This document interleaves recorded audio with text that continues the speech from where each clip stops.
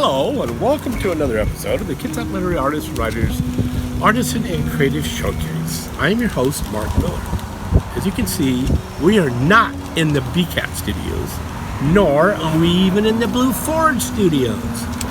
We're out here at Book Em Bookstore in Port Orchard on Memorial Day weekend. Book Em is located at 2289 Bethel Road, Southeast, Port Orchard, and the zip is 98366. I'm here signing my books with Jennifer and DiMarco, and they are presenting books from the other Blue Forge authors to the reading public. Thus, you may hear traffic sounds, dogs, and children, as well as a few minutes ago, two people in a local business yelling at each other. But it wasn't Book Em. So I'm going to be going through and we're going to be discussing with Jennifer DiMarco, my publisher, on the hot seat. And you were interviewed once before, pre-corona days, virus days, and so we figured that now's the time to update what's been going on. So welcome aboard in the claw hot seat, Jennifer. Jennifer, through Blue Forge Press, you publish my books. However, you started out as an intern editor, then morphed into a science fiction best-selling author, and now you're a traditional publisher. You want to kind of explain more about that journey? Oh, okay. Wow, discuss the journey from author to publisher. Well, it actually started when I was 10 years old, and a therapist suggested that I be encouraged to write what was in my head because I was having a lot of trouble communicating. I wasn't told, but actually I had been diagnosed with autism. And that led to some very interesting experiences matriculating into mainstream public school. But that idea of writing what I couldn't get out of my head was definitely great advice. I learned that a novel was 50,000 words, and I was minimum 50,000 words. And so I decided to set that goal for myself at 10 years old. And that goal turned into a bit of an obsession, a bit of a passion. I was writing constantly while keeping up with schoolwork. By the time I was 16, I had written 9 novels, won several national contests, and including placing in the Yvonne Flair Young Adult competition, which I was then disqualified for because I was too young. It went on to, I submitted work to the Pacific Northwest Writers Conference, both their adult conference and their young adult conference, and placed first, second, third in poetry, nonfiction, short stories across both of those for several years running. And then my parents got me an unpaid internship with a local independent publishing house that at the time was run by a retired Marine, and her focus was almost entirely on poetry by gay men. This was at the height of the AIDS epidemic, and she was very passionate about making sure that these works were not lost. So once I had interned with Anitra, who at that time was running a company called Pride Publications, for a couple of years actually. She was very strict. She was a very tough boss. I really liked her. She took me aside and said, "So I hear you write." She took a chance. She published one of my novels. It sold 5,000 copies in the first week and immediately went into another print. She then published several others of my novels, only to realize that her press was just too small. And she suggested that I get an agent and sign with a New York press, which I did. I toured with that New York press for 2 years. I received an advance. They paid for both tours, 2 solid years, toured the whole country, coast to coast, It was incredibly exciting, lines around the block, front covers of magazines. We had a Seattle Times bestseller for 2 consecutive weeks. I've had some people say that it was 4 consecutive weeks, but I haven't been able to find documentation for that yet. But we did beat Jurassic Park on that bestsellers list, and that's something I'm very proud of because I actually am quite fond of the novel Jurassic Park. So after I toured with that corporate press for 2 years, I really had my fill of what the corporate publishing industry was, the corruption, and the fact that I was, as the author, treated as a commodity. I returned to Washington State and swore that I would never work with the corporate press again. I actually wound up having to sue to get the rights to a trilogy that they had published the first book of back in my own name. And I went back to Washington. I went back to my old boss, Anitra, and I said, I don't care if you're small, let's make this happen. And she said, honey, I've retired. And I said, let me buy the company. And so I did. So buying the company, Pride Publications, led to me making a lot of pretty substantial changes to the company and really building it again from the foundation up. I opened it up to all authors in all genres and really shifted our mission statement so that we were working with all authors that were marginalized in some way due to sexuality, gender, age, disability, religion. It was amazing how many doors were being shut in authors' faces, and also how many authors were being treated like commodities and being taken advantage of by a, at the time, new type of publisher called a vanity publisher. This is when authors actually pay an editor and pay a publisher to publish and design their book.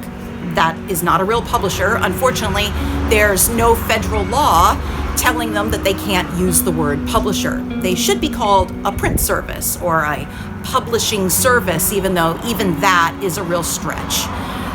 Publishing in its traditional sense means that there are checks and balances. It's more than just you and your tight community of friends or your spouse who's your beta reader that think that book should be out in the world. And also that more than just your community have had eyes on your manuscript before it's released to the public.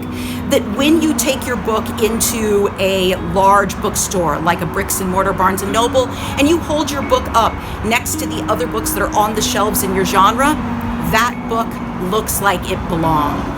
You can usually tell when a book has been self-published. I support self-publishers 100%, but I do not support vanity print services. I think that there should be a law that says that these are print services, not publishers, because I believe they're taking advantage of authors.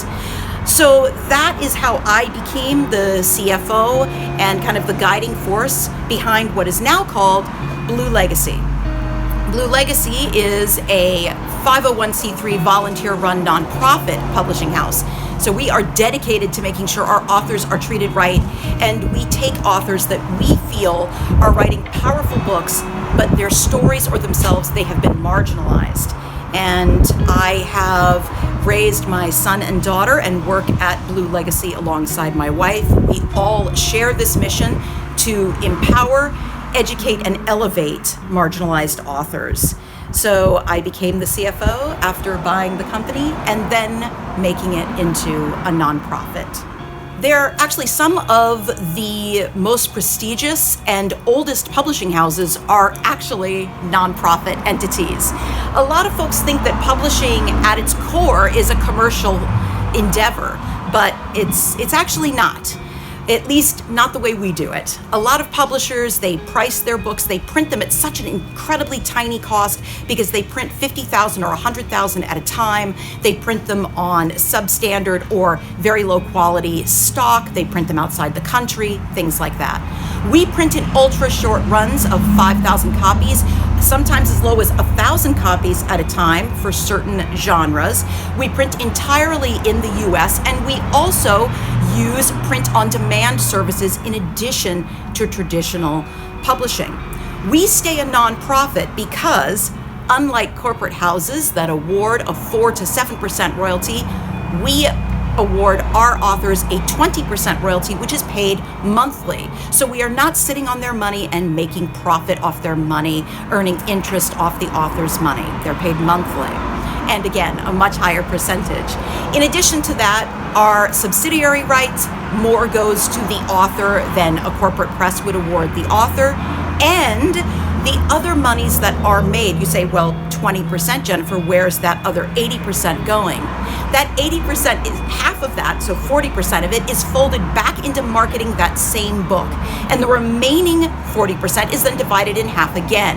20% goes to general operating costs for the company, and 20% goes into reserve to reprint that book. So as you can see, our finances are pretty transparent because finances is not what we're about. Educating authors, I always say, teach a man to fish more than anything else. We want to encourage our artisans, our authors, our filmmakers, our game designers, our musicians, because we have 4 divisions: Blue Forge Press, Blue Forge Films, Blue Forge Gaming, and Blue Forge Sound.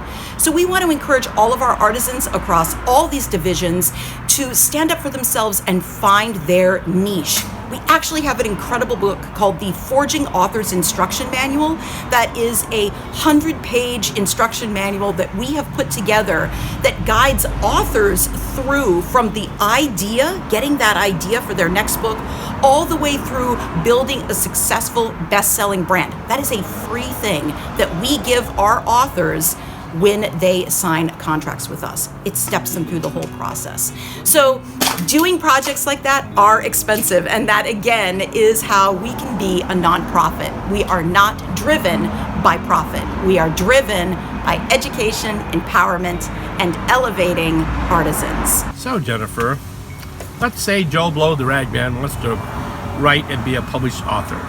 What advice would you give Joe Blow to become a success in his endeavors? Well, first of all, the advice I would give to Joe Blow is change your name. The first thing I would do is, to be brutally honest, I would tell him to Google his name and search his name at Amazon. Search his name at barnesandnoble.com.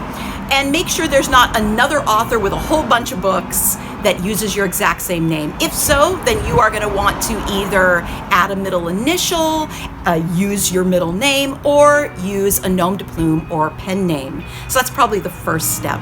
The next step is a step that I was taught when I was very young, back by Anitra, and she said, know your genre, then know your publisher. Know your genre. The first red flag that always goes up for me is when an author says they don't read because they don't want to get other people's ideas stuck in their heads. Well, that is a major problem because you need to be well read, especially in your genre. And I have people argue that with me until the day is over. But the truth of the matter is you need to educate yourself. You don't want a doctor doing back surgery on your back who doesn't know anything about backs, right? And you also don't want to be behind the times on what you're writing. Now you could say, well, it's fiction, I'm making it all up. Well, that works for some genres, but not for all. You really should know what's going on in your genre.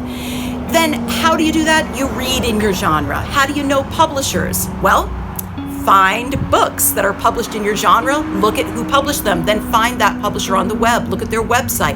What do they do? What is their mission statement? Do your books fit with the books they've already published? People always say, I'm not going to go out and buy books just to get published by a certain publisher. And I'm like, well, then you don't understand the way publishing works. Yes, like any job, it takes time, research, and financial investment to find your best fit. So take the time and effort, Joe Blow, and definitely research your genre and your publisher. What are some missteps Joe Blow should avoid?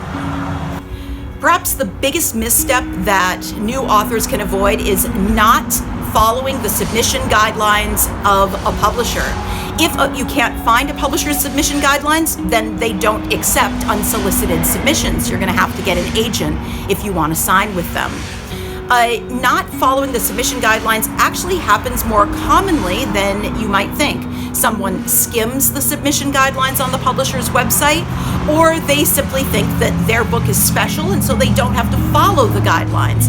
Do the work, think hard, put in the extra time, always follow the guidelines to a T.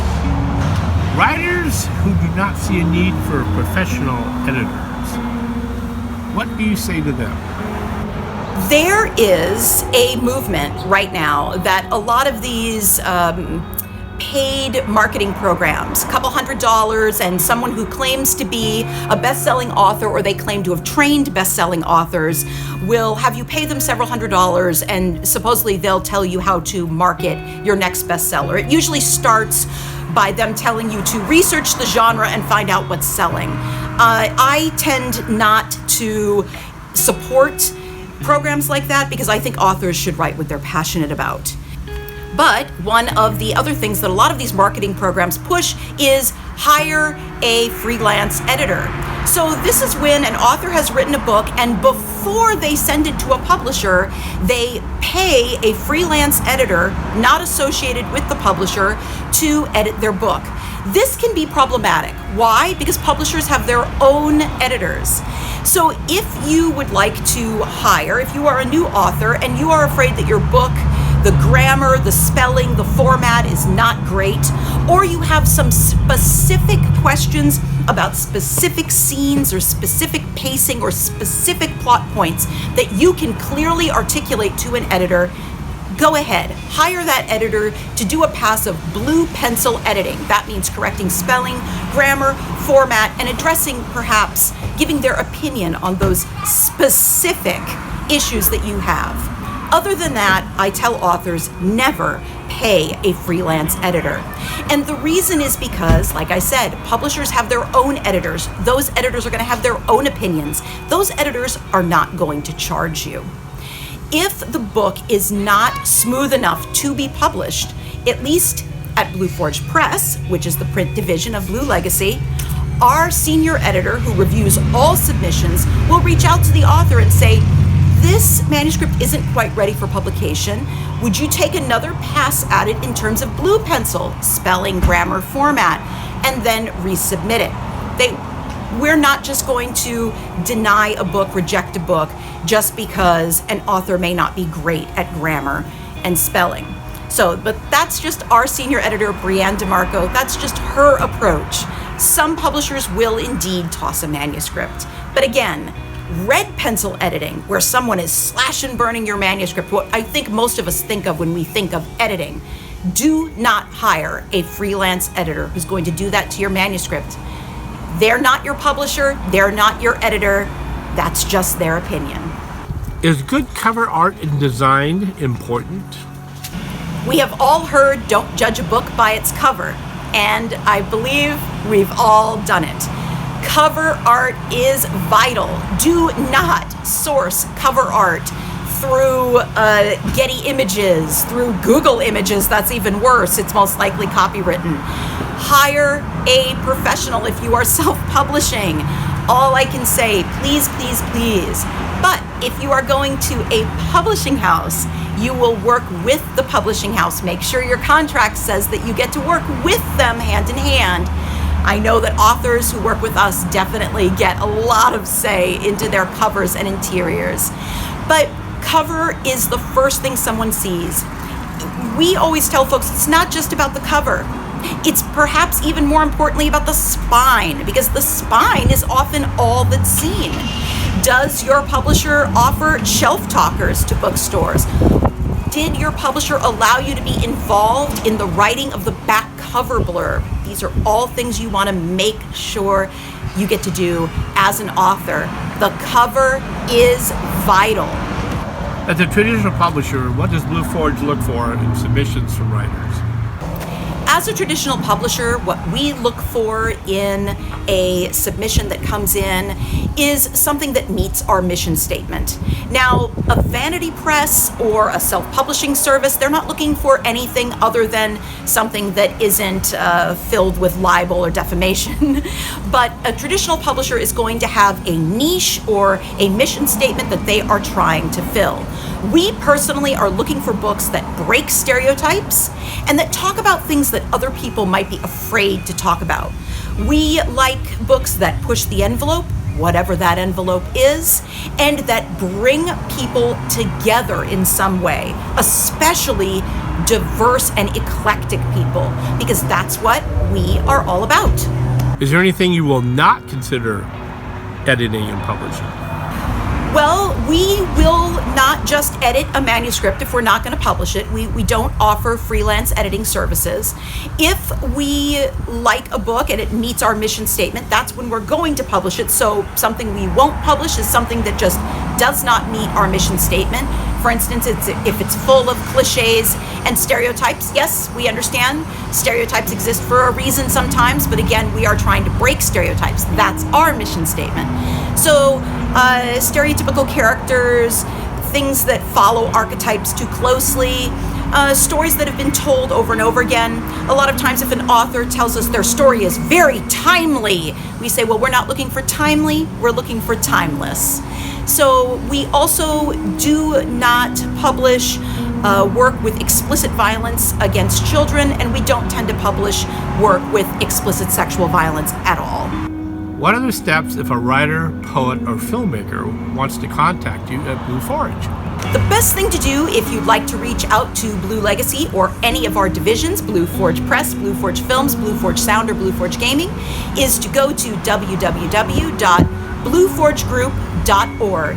From that website, you can find out all about the company, but it'll also link you to all the various division websites. You can also just reach out directly to blueforgegroup@gmail.com, or you can even send a casual text message to 360-550-2071. Do you have any closing thoughts or suggestions for all the creatives and artisans in the audience?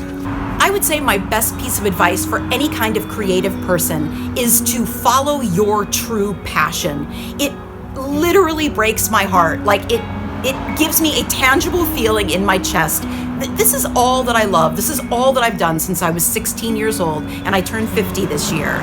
This is the company that I have worked for, worked to build, worked as an author, worked as a publisher, and truly loved for the vast majority of the years of my life. So the advice I would give is do what you are passionate about, not what you think will sell.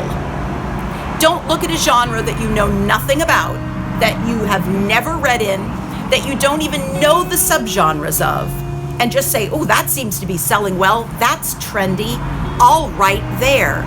Don't do that. Find the thing that you feel passionate about in your heart. What is the thing that drives you? What makes you excited to sit down and write? Then do your research into that genre. Know it. Become a master of that genre. And then dive in with your own twist. That's the advice I would give. Keep joy alive in your writing. Don't write for the money. Write for your legacy. That's what we believe at Blue Legacy. Thanks for having me, Mark. Well, thank you, Jennifer. Thank you for having me. That kind of wrapped up the interview for Kitsap Literary Artists and Writers. And CLAW, Kitsap Literary Artists and Writers, exists to support all the arts. And that includes writing, filmmaking, painting, you name it. If you're an artisan, we will try to support you. CLAW meets twice a month at the first and third Wednesdays at Spiro's Pizza on Kitsap Way in Bremerton, Washington. Meeting officially starts at 7 p.m., but I'm usually there early. Stop by and discuss creative endeavors with other like-minded people. CLAW does not charge dues and only asks for assistance in paying venue fees, such as at local fairs. We conduct these interviews that I've just conducted with Jennifer and provide thumb drive copies for the artisan to use as they see fit. If someone is interested in participating in the interview, contact me, Mark Miller, through Facebook or the CLAW web pages and Meetup. We'll again have a booth at the Kitsap Fair and also at the Bremerton Blackberry Festival on August and Labor Day weekend. Come and meet some other authors and creatives and peruse their wares. Watch our web pages on the internet for additional activities. Thanks to the Bremerton Kitsap Access Television and the Blue Ford staff, the Claw Showcase continues on Channel 3 is downwave cable and Channel 12 on Comcast.